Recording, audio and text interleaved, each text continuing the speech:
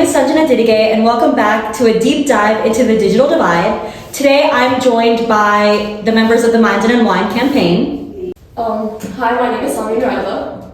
My name is Omshri Rupati. My name is Isha Kujula. My name is Roman Mohanty. And I'm Sheena Jatleen. Okay, perfect. So thank you guys for being here today. So first off, to start, and any one of you can speak, can one of you explain to me what Mind and Unwind is and how that idea started? Yeah, so Mind and Unwind is a group. We're doing mental health promotion for HOSA at our HOSA chapter. We're dedicated to empowering teens, people like us, to take control of their physical health, and that's been shown that it'll affect your mental health in a positive way. So we do a bunch of events, we do activities, mindful activities, but also physical activities to try and get people like us out there and help us in other ways than just our physical. And how did the idea of Mind and Unwind start? Like, what inspired you guys to start this campaign for this particular event? So Mind and Unwind was made for our HOSA. We're all on HOSA right now. And within that, our event is mental health promotion. And for this, we have to promote mental health, physical wealth, sleep, and just ways and tips on disorders and things such as like that. So that we came up with Mind and Unwind. So Mind and Unwind directly targets each one of these, and with our events, our social media posts, and just things that we do with our peers, this helps make our event possible. That sounds really interesting and impactful. Does anyone want to elaborate on what kind of events and activities you've done to raise awareness about this so far? So we had our painting event. It was a wonderful activity. We had multiple people come to the library to paint. It was like a de-stress activity. So that was one nice event. And then we soon to have a pickleball event. It kind of helps with the correlation of how physical wellness is like correlated to your mental health. So that's an event that can promote that. And are you guys, how does technology and social media play a role into your campaign? Well, we mostly campaign on social media. We get all our posts on social media, and most of our viewers and like the people who we campaign to view our content on social media, like Instagram. So social media plays a huge part in our campaign and like getting more like outreach. Well, I think that's a perfect segue into my next question. So how do you guys think technology has affected our generation's mental health, both positively and negatively? So positively, technology has done a lot for our generation, because positively it creates communities that people can join, so they don't feel isolated and they have somewhere to really connect with people like themselves.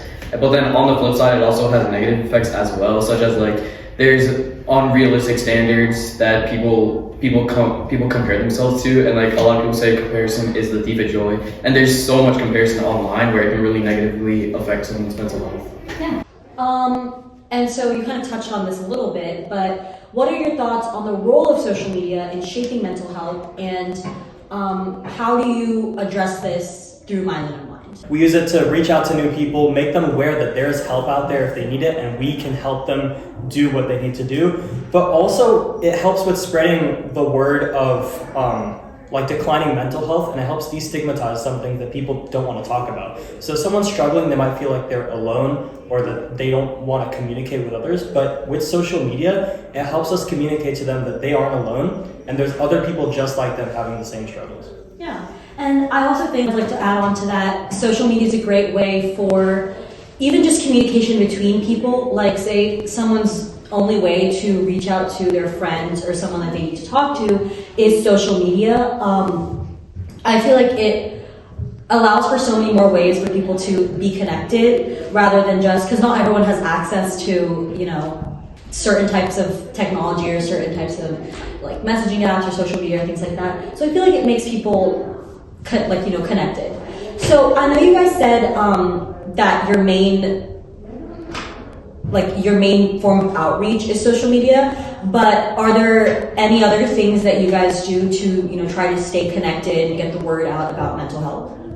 In our own HOSA chapter, as I mentioned, we're a part of HOSA, but we do a lot of events where we promote people within our HOSA chapter to participate, not using social media, really just kind of interpersonal networking. So for example, we had a rush week last week, and we promoted a bunch of different things, mainly just spreading awareness about mental health. and we promoted that to our school chapter to try and help build some sense of community. And then also, just to add on to what Ronan said, last week we also collaborated with another club as well, just to talk with them and spread our work too. I was going to say, I noticed that you guys collaborated with another club, and I think that kind of expands your reach to not just people within HOSA, but also, the entire school student body and even faculty. So, kind of moving on to the next question. So, how do you think that young people or people our age in our generation can find a healthy balance between benefiting from technology, but also avoiding the negative impacts that it has on mental health? Mostly related to setting time limits, because what happens is when you're on social media, you tend to lose track of time and you just end up doom scrolling. So I think setting time limits for certain things you do will help you with maintaining how much time you spend on social media and how much time it would benefit. And going off of what Isha said, it is really about your personal limit. If you're on social media for let's say 2 hours every day, and just most people would not do this, but most people just should think of it to themselves. These 2 hours, what could I do better? What could I do to be more academically focused and such like that? So I think social media is just something that we should set our own limits to, our own personal limits. There isn't only 1 hour a day. It should be more of how much time do I have to be on social media? It should be based off your own construct. Yeah, that makes sense. I agree with Tommy because it has to come within. Because obviously in social media you can join multiple communities, you can talk to more people, and you can I know there's places in YouTube and TikTok or Instagram where you can get help in multiple subjects and all that.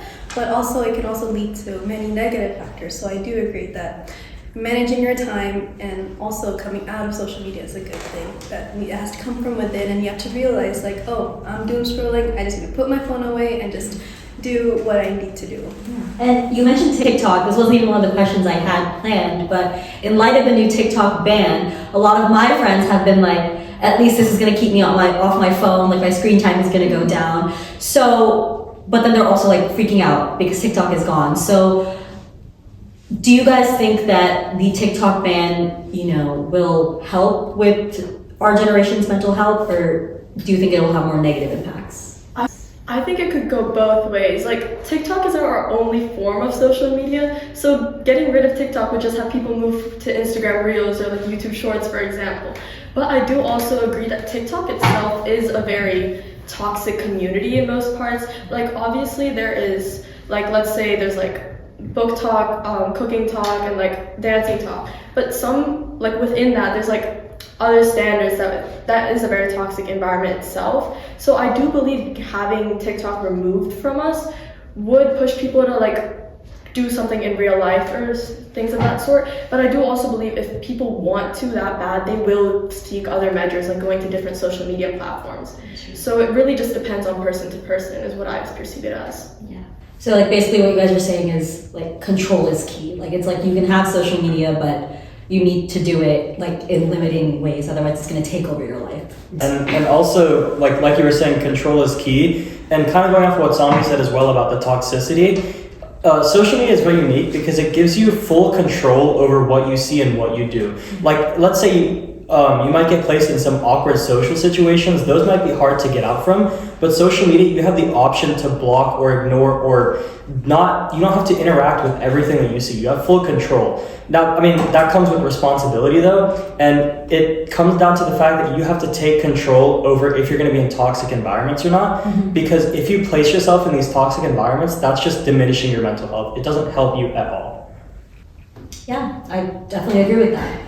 So, kind of talking about the effects of technology in mental health, I wanted to get you guys' opinion on whether you guys think that technology kind of helps open people's eyes and breaks the stigma almost around mental health, or do you think that sometimes it just makes people even more closed-minded?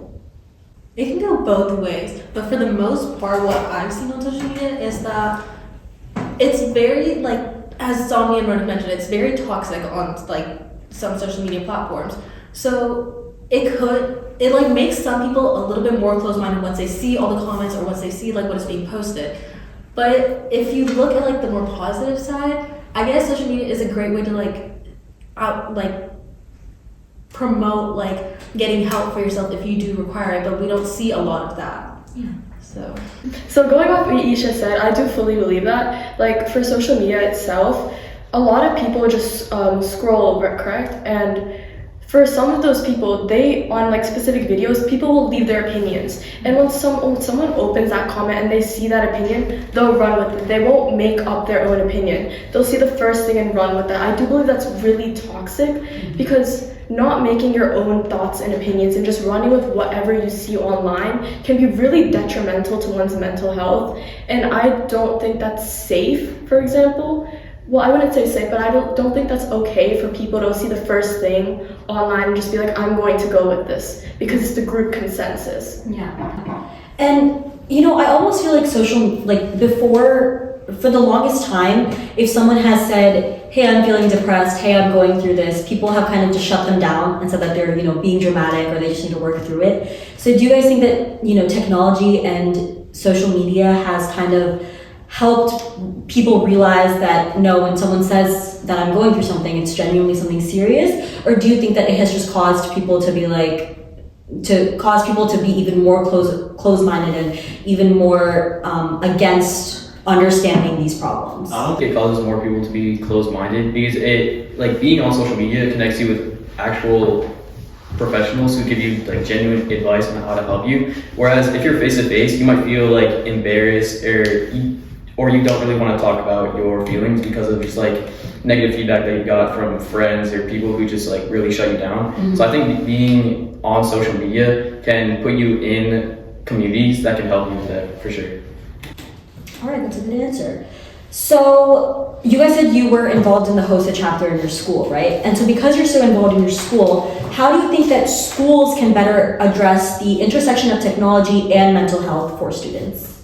I think currently our school does a pretty good job of that. They've had us recently taking a lot of not cybersecurity, I want to say, but cyber safety, online protection, just kind of helping yourself stay away from what I was talking about earlier, toxic environments, and helping you stay safe. I think our school does a pretty good job of that, but for schools that may not follow the path that we are, I would say that they should start teaching their students how to take care of themselves online, how to put themselves in good environments and not toxic ones, and just how to take care of yourself when you're not being actively guided.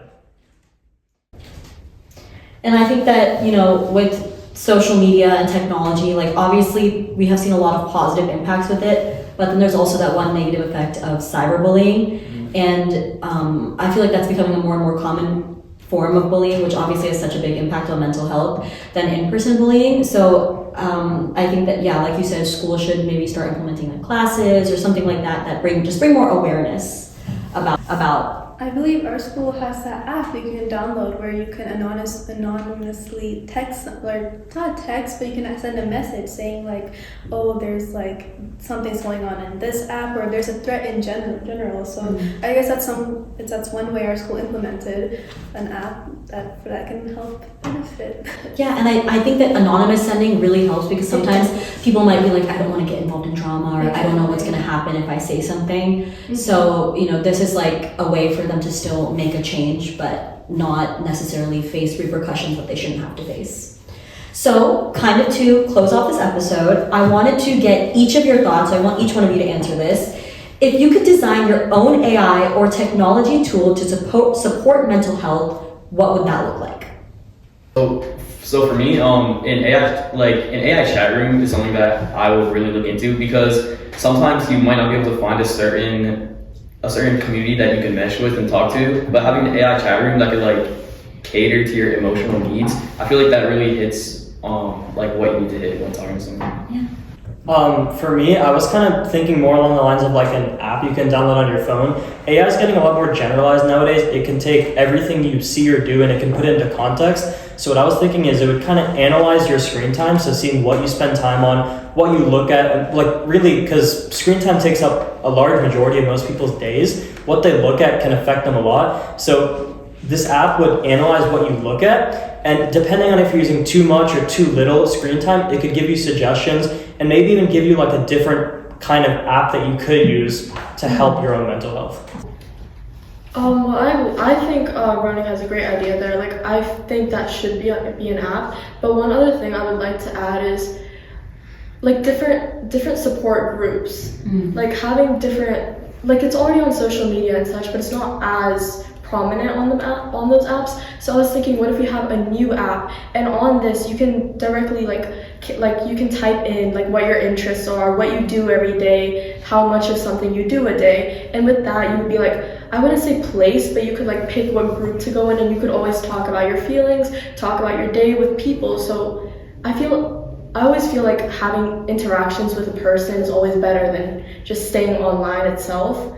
So maybe doing just talking with these people that have similar interests to you could really help your mental health. It's a great way for if anyone felt like they didn't have a community or felt isolated, then it would definitely help them. I like Swan's idea of just like talking to someone, but instead of just being like regular people, maybe like have like, I like the idea of an app. So maybe just like an app where you can like fully like talk to like a professional to like get some advice. And you don't have to like go sign up for anything. Just like you can be like anonymous, like no one else has to know, and it would just like you could go and get professional help, but like you wouldn't have to go anywhere for it. Yeah. I would also make an app, but against all the social stuff, because I feel like social media is like a lot of social stuff because it's in the name. You don't want to see much people or talking, so I definitely want an app where you can manage your screen time while also it's a combining with journaling too. You can like share what it's like a diary or journaling. I don't know. It's more like just talking about what you did today. What are your goals? And if you just complete that every day, I feel like you can see improvements. You can find your way out of the app. You'll stop doom scrolling, and then you can reach your goals better. I think that's good. Yeah, and I feel like so many people now, even on social media, like all of these influencers and content creators have now shown that they're prioritizing their mental health instead of always being like go, go, go. Because, I think we've all started to realize that, like, especially with technology and AI, because everything has just been so much easier, it's been so much easier to do so many more things, so that we forget to take some time to ourselves or like take like a mental health day. So yeah, I didn't have any more questions, but if anyone else wants to add anything. No? All right, well, perfect. Thank you guys so much for being on the podcast today. Once again, my name is Sanjana Diddige, and this is a deep dive into the digital divide. Thank you for listening.